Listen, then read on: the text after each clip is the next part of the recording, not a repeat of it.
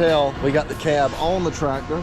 It wasn't too big of a job, but got it on. Got all our pins in, it's all locked down. All our lines, shifting linkages, everything is good to go, and it actually looks pretty fair. We got our good buddy Alan down there. He's putting brand new U-joints in. He's working his ass off. He's one of them good old boys. Climb all up in the cab. I've actually started on some of my gauges. There's a cat up here. Beat it, kitty. I mean, what the heck is going on here? You don't look too hot. Okay, taking a nap. Ignore the cat. I got my fuel, or my temperature, my oil pressure, a little fiberglass piece that we bolted on, and also another panel right here. Don't really know what I'm gonna put in here yet. Maybe some switches for some light. Get a good view from up top. Looking real nice, real nice. We've got the transmission all topped off. Like I've said before, the motor is all hooked up. Only other thing left as far as the cab goes besides glass is gonna be my headache rack. The top, I'm just gonna bed line.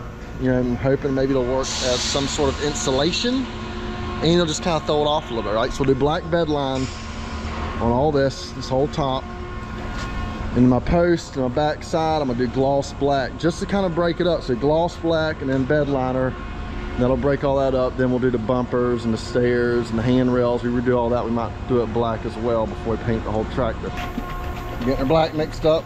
I didn't do a whole lot of sanding on my primage. Ultimately, we're just trying to save money here. We're not trying to do a full tractor restore by no means. So it's like I'm just trying to get it painted and figured before I put it on there, now's the time to paint it.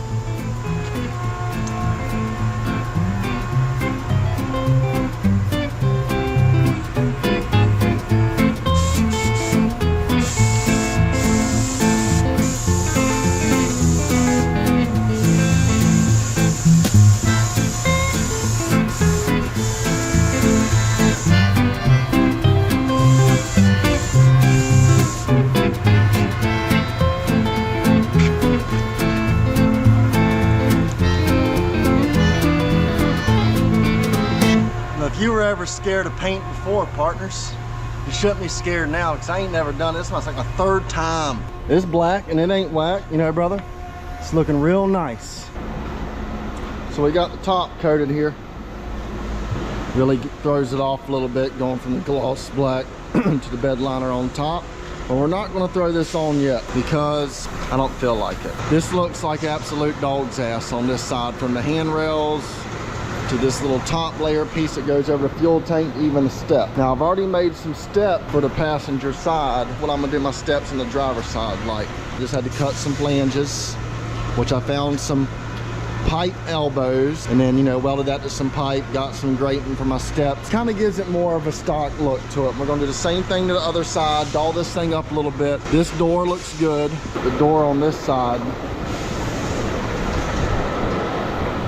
it's not so good. It's bent to hell and back, so we're gonna build another door as well. So we're gonna doll up the driver's side of this tractor because we can't have a brand new looking cab and then the rest of it looking janky.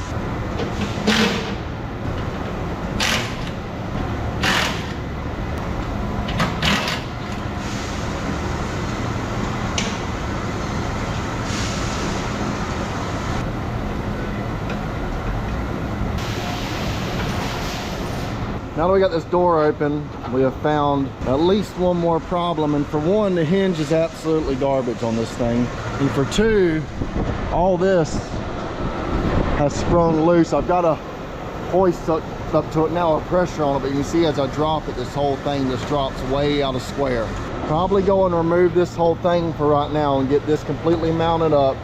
Then we'll repair this along with the handrails on both, and then we'll go to our steps. Me and Alan here, we're gonna attempt to pull this whole sumbitch off, and we'll fix it on the ground.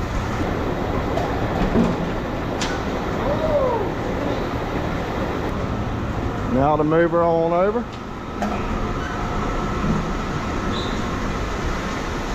We'll get her placed right there.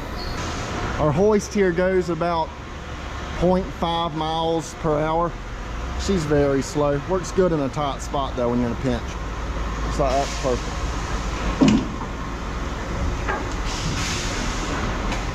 Theoretically, should be able to open this up like so. Then we'll take these bolts out the hinge here, disconnect the two pieces, go and remove our handrails, Got a little bit of rust repair to do. You can see somebody has obviously scabbed something on there in the past. Nothing like a little rot.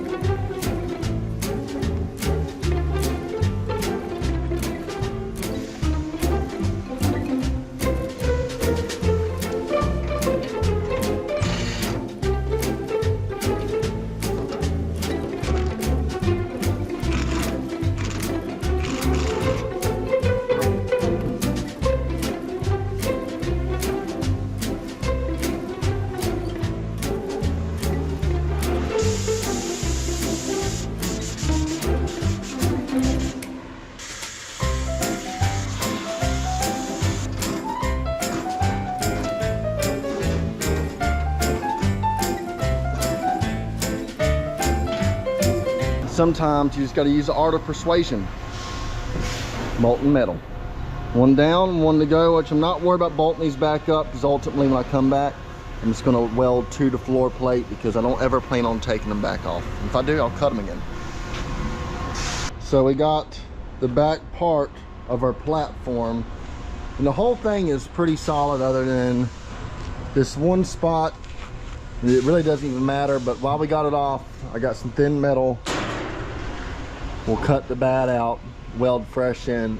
So I got a little plate here. I'm just gonna make a stencil, cut it out, weld it in, at least just get rid of all that rot. It's always, in my opinion, better to make your filler piece first. That way when you trace it, you get an exact cut. You're not, you know, taking any sort of chances.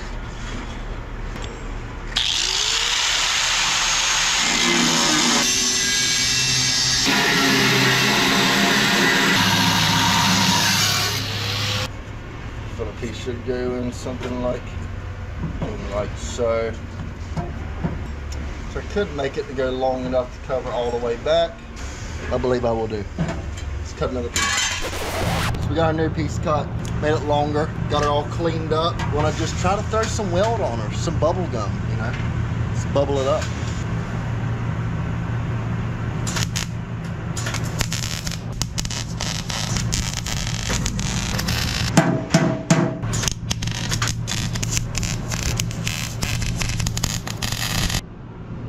Now, just have to fill up all these little gaps, sand her on down, and then throw her back on. That being said, hit that like, hit that subscribe, God bless, and just keep on keeping on. Peace.